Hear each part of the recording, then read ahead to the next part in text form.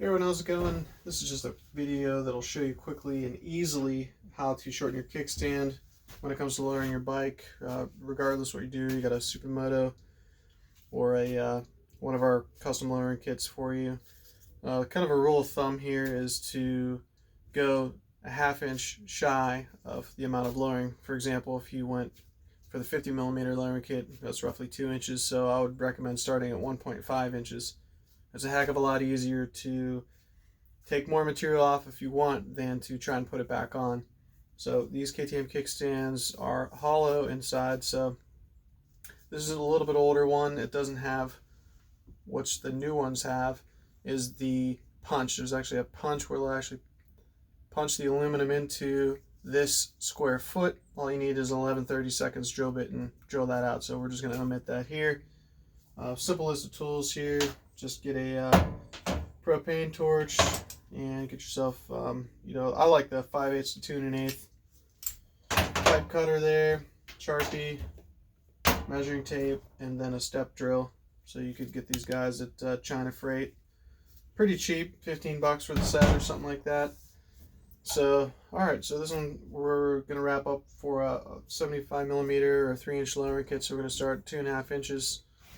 First things first, we're going to index our foot here. So, and that means we're going to put a mark on here on our foot and then also up here so we know that this is the back side. So you match that up when you come to put it back on. So as you can imagine, putting it on backwards and realizing that you've done so is not fun. Alright, cool. So what we're going to do is just start by heating up the foot. Just the aluminum part.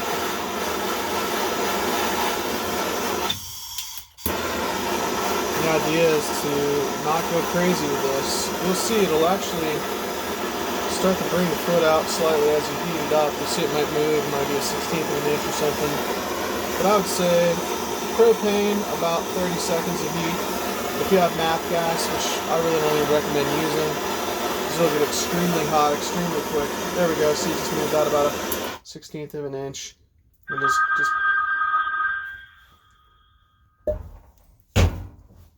And just go ahead and pull that baby right out just like that.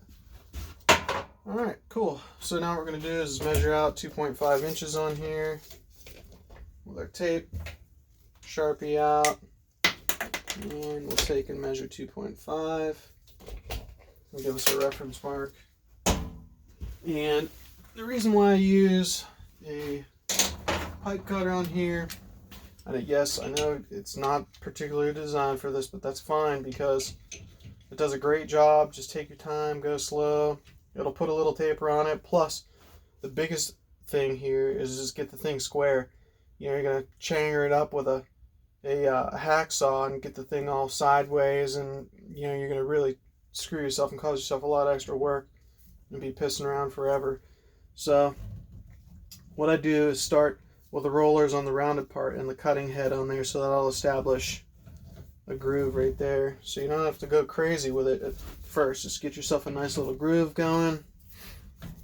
That's just going to establish your line, and then just work it all the way around a couple times. Give it a little snug. Work her around, give her a little snug. This is really the best method I've personally found to get it accurate, get it square, and you're not screwing around for a bunch of time trying to eyeball it and get it right. As you can see, obviously aluminum, I call it the adjustable metal. It's a joke. So that's going to look like when it comes off. If you can see in there, it's going to be all boogered up. But as you can see, it cuts very cleanly and leaves a slight taper on the edge, which is excellent. That's where you want it to sit on the foot. So grab our step drill, come around here, come through. And all the idea here is just put your step drill in slowly to just deburr the sharp flared edge right there. So a couple trips around the inside there, and you can see it's about spot on. So what I like to do is at this point get some red Loctite, something like that. It's kind of anaerobic sealer to put on the foot itself. And don't go crazy with it, because it's a very tight tolerance, so it's just gonna squeeze it out everywhere if you put too much on. So spread it thinly on there. Take and get the torch. What we're gonna do is heat it back up, and same thing, about 30 seconds, give or take. And the idea is that you want to be ready to put a good amount of force on there, because the temperature difference will cause it to come to a screeching halt if you're not diligent with getting it in. So heat it evenly.